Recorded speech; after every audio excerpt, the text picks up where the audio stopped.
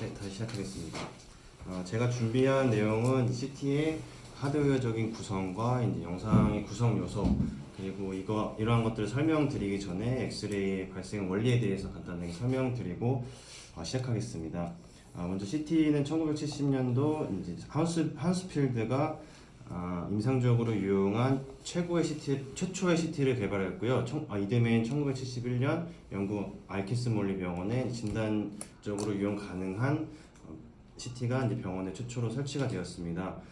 CT는 엑스레이 튜브와 디텍터의 운동 방식에 따라서 세대별로 분류를 하게 되었고요. 헬리칼 CT, 이제 싱글 CT가 나오고, 그다음에 멀티 디텍터를 이용한 MDCT, 그다음에 듀얼 에너지를 이용한 DECT의 발전으로 진단 영역에서의 CT의 진단 영역에서의 활용은 더욱더 확대가 돼가고 있습니다. 기본적으로 이제 CT의 원리를 간단하게 설명드리자면, 엑스레이 튜브가 360도로 회전할 때 엑스레이가 조사되고, 이 조사된 엑스레이는 피사체를 투과하게 됩니다. 이게 투과한 데이터를 디텍터가 받아들이게 되고, 이 데이터를 이용해서 2차원적인 이제 평면 영상 또는 3차원적, 4차원적인 볼륨 영상을 얻을 수 있게 되었습니다. 먼저 엑스레이가 발생하는 원리는 고속도의 운동 에너지를 가진 마이너스 전하가 음극에서 양극으로 이동을 할 때 이 포커싱 되어 있는 타겟에 부딪히고, 이 타겟과의 상호작용으로 인해서 엑스레이가 발생하게 됩니다. 이 엑스레이는 피사체를 투과하게 되고, 이 투과할 때 이제 물질의 원자번호나 밀도, 두께에 따라서 감역되는 데이터를 이제 영상화할 수가 있겠습니다. 관전압과 관전류는 이제 엑스레이 양과 밀접한 관련이 있는데요. 일단 관전압은 엑스레이 퀄리티를 의미하게 되며, 고속도로 운동하는 음전하의 에너지를 의미할 수 있겠습니다. 관전류 같은 경우에는 이동하는 음전하의 개수를 의미하며, 플로우라고도 하고 그 전하가 흐르는 양을 의미하게 됩니다. 추가적으로 이제 매스는 MA 곱하기 세크로 초당 흐르는 이제 관전류량을 의미하게 됩니다. 그다음에 엑스레이가 발생하는 원리로는 이제 제동방사선과 특성방사선을 준비를 했는데요. 제동방사선 같은 경우에는 아까 말씀드렸듯이 이제 고속도 운동 에너지를 가진 음전하가 원자 핵을 지나갈 때 이 쿨롱력이라고 하는 이 원자 핵의 인력으로 인해서 전자가 방향이 바뀌게 되고, 이 바뀐 방향만큼 에너지를 잃게 됩니다. 이 잃은 에너지만큼을 방출하는 것이 이제 제동방사선이 되겠고요. 다음은 특성 방사선 같은 경우에는 원자 핵 주변에 돌고 있는 이제 음전하가 있는데, 음전하 중에서 내각전자에 음전하가 부딪히게 되면은 이 음전하가 튕겨나가게 되고, 이 튕겨나간 빈자리는 그 외곽전자가 다시 자리를 채우게 됩니다. 이 자리를 채우면서 이 두 외곽전자 사이에 에너지 준위 차이가 있기 때문에 이 준위 차이만큼 발생하는 것이 이제 특성 X선이 되겠습니다. 이제 발생된 엑스레이는 이제 물질과 상호작용을 일으키는데요. 제가 중요하다고 생각하는 것은 이 광전 흡수와 이제 컴퓨턴 산란이 중요하다고 생각되어서 이제 설명드리도록 하겠습니다.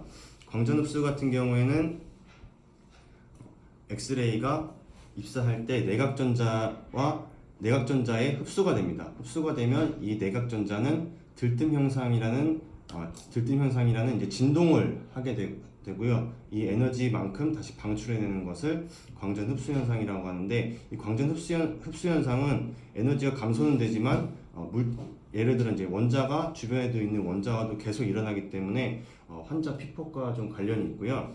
컴퓨터 산란 같은 경우에는 핵의 이제 주변을 도는 외곽 전자 중에 최외곽전자인 이제 자유전자라고 부르는 최외곽전자와 상호작용으로 일어나게 됩니다. 컴퓨터 산란은 이제 엑스레이가 최외곽전자와 부딪혔을 때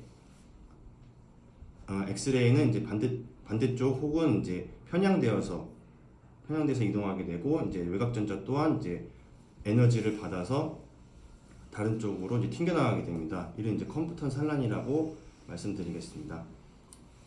다음은 이제 CT 넘버입니다. CT 넘버의 정의를 이제 말씀드리기 전에 감약에 대한 이해를 하시고 넘어가시는 게 좋을 것 같아서 감약에 대해서 먼저 설명드리도록 하겠습니다. 이 감약이라는 것은 엑스레이가 피사체를 투과하였을 때 물질의 두께나 아니면 원자 번호 혹은 이제 엑스레이 에너지에 따라서 변하게 되는데요. 이 식을 이제 간단하게 풀이해드리자면 피사체를 투과한 이제 광자 엑스레이의 양은 피사체를 투과하기 전 엑스레이 양 곱하기 선흡수계수라고 하는 아까 말씀드렸던 이제 광전흡수나 이제 컴퓨터 산란이 일어나는 이제 이러한 내용들을 선흡수계수라고 하는데요. 선흡수계수 곱하기 물질의 두께의 역자승에 비례하게 됩니다. 이 감약된 데이터를 이제 데이터화해서 이제 수치로 나타낸 것을 CT 넘버라고 하는데요. 이 CT 넘버는 물을 기준값으로 해서 0으로 하고요. 뼈는 플러스 1000, 공기는 마이너스 1000으로 해서 이 픽셀에 대한 데이터 값을 나타내게 됩니다. 그리고 윈도우라고 하는 것은 이 CT 넘버가 가지는 값의 범위를 나타내게 되는데요. 이 CT 넘버는 영상에 있어서 흑백의 농도로 나타나기 때문에 그 범위는 이제 윈도우 위스 같은 경우에는 CT 넘버가 가지는 전체 범위를 말할 수가 있겠고요. 윈도우 레벨 같은 경우에는 윈도우 위스의 이제 중앙치, 센터 값을 말하게 되겠습니다. CT의 하드웨어적 구성은 이제 영상의 획득 장치, 처리 장치, 표시 장치, 그다음에 전송 및 저장 장치가 있겠고요. 겐트리의 구성을 설명드리자면 겐트리 안에는 이제 엑스레이 튜브가 이 보어라고 하는 이 동그란 부분에서 돌아가게 되고 이제 디텍터 또한 같이 돌아가게 됩니다. 또한 이 튜브와 디텍터 사이에는 이제 콜리메이터, 필터, 콜리메이터와 이제 필터가 있겠습니다. 다음 이제 제너레이터와 튜브인데요. 엑스레이 튜브는 이제 아까 말씀드렸다시피 이제 고속도 운동 에너지를 가진 음전화가 필요한 음전화와 물질과 상호작용으로 엑스레이를 이제 발생시켜야 하기 때문에 제너레이터에서 이제 고전압을 인가할 수 있도록 해줘야 합니다. 이 고전압은 전압을 제어가 용이해야 되고 전압의 변화가 없어야 이제 엑스레이가 이제 발생하는데 적합한 이제 제너레이터가 되겠습니다. 엑스레이 튜브는 엑스레이 튜브 같은 경우에는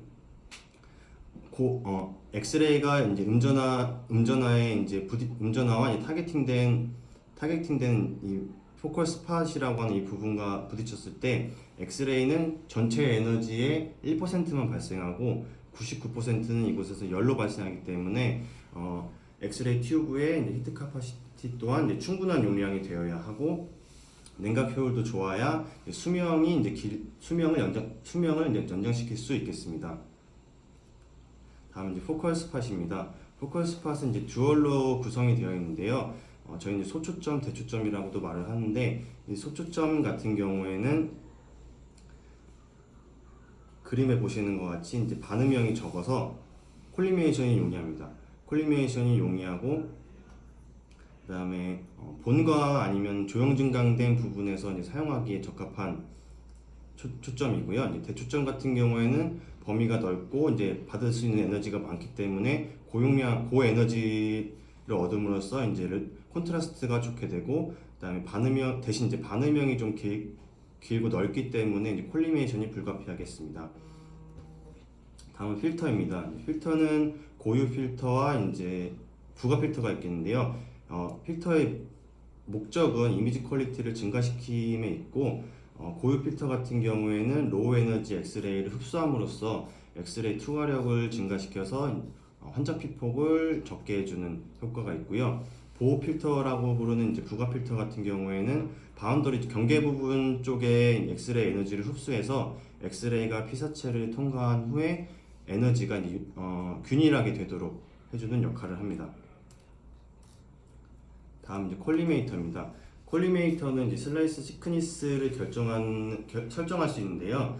슬라이스 시크니스는 스캐터 산란선이나 노이즈를 감소시켜서 이미지 퀄리티를 증가시킬 수가 있고 또 슬라이스 시크니스를 이제 조절함에 있어서 경계부의 반음형을 줄이고 이제 이로 인해 이제 도즈를 낮출 수 있는 효과가 있겠습니다. 다음 디텍터입니다. 적합한 디텍터라고 하면 디텍터는 아까 말씀드렸다시피 엑스레이를 받아서 이를 이제 디지털 데이터로 전환하는 역할을 하게 되는데요. 이 디텍터는 빛을 이제 데이터화 시키기 때문에 흡수 효율이 좋아야 되고 또 잠깐 시간 동안 짧아야 이제 좋은 디텍터라 할 수 있겠습니다. CT 영상의 획득 순서입니다. 아까 말씀드렸다시피 엑스레이 튜브가 돌아가면서 엑스레이 조사하고 디텍터가 이 정보를 받아들이고 그 다음에 받아들인 정보를 다시 재구성하는 시스템으로 이루어져 있는데요. 이 재구성 시스템은 오른쪽 보시는 것 같이 영상을 이제 만들어내는데 필요한 알고리즘이고 컨스트럭션 같은 경우에는 CT 영상을 스캔했을 때 스캔 즉시 얻어지는 스카운 영상이라고 보시면 될 것 같습니다. 다음은 리컨스트럭션 같은 경우에는 이 이미지와 같이 XR 영상으로 만들어지는 것이 이제 리컨스트럭션 알고리즘이고요. 다음 리포메이션 같은 경우에는 이 XR 영상을 이용해서 코로나, 사지탈, 오블릭 같은 여러 방향에서 볼 수 있는 2차원 단면 영상이 이제 리포메이션이 되겠습니다.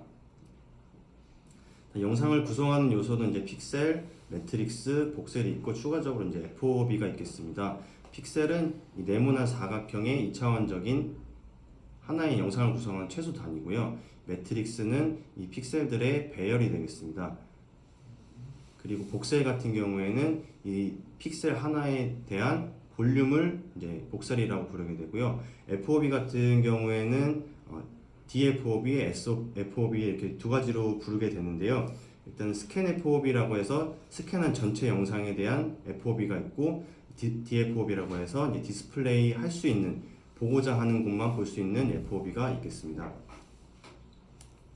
영상의 질을 구성하는 요소인데요. 스파셜 레졸루션, 콘트라스트 레졸루션, 노이즈, 템포럴 레졸루션, 도즈, 피치 등이 있겠고요.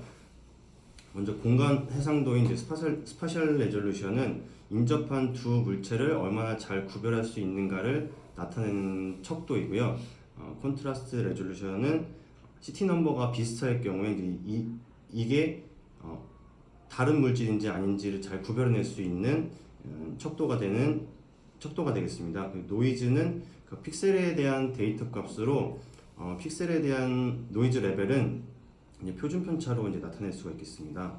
다음은 템포럴 레졸루션 같은 경우에는 움직이는 물체를 얼마나 잘 캡처할 수 있느냐에 대한 척도인데요.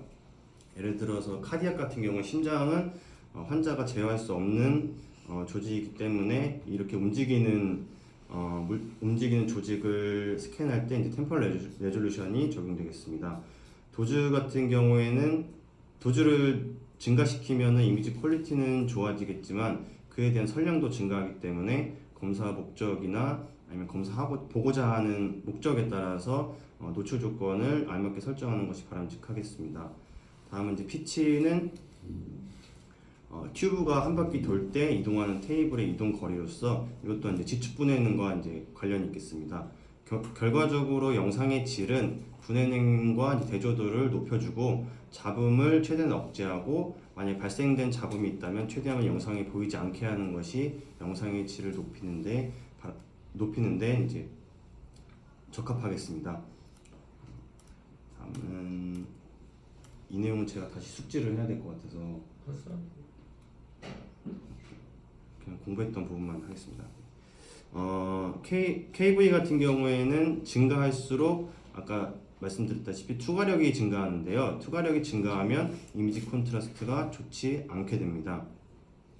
그리고 KV가 늘어나게 되면 이제 도즈 또한 증가하게 되고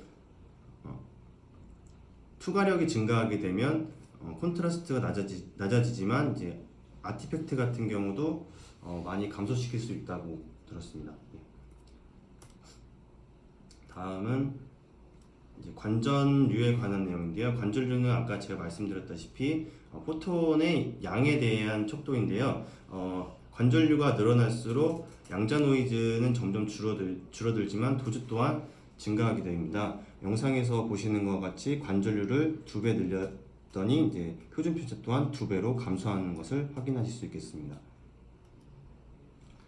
CT 영상의 슬라이스의 개념은 멀티 디텍터 CT가 나오기 전에 싱글 디텍터 CT까지는 1회 전에 디텍터 최소 두께 영상을 만들 수 있는 이제 디텍터 최소 두께의 영상을 이제 슬라이스라고 했는데요. 이제 MDCT가 나오게 되면서 1회 전으로 디텍터 최소 두께의 영상을 최대로 몇 장을 만들 수 있는가가 이제 슬라이스의 정의가 되겠습니다.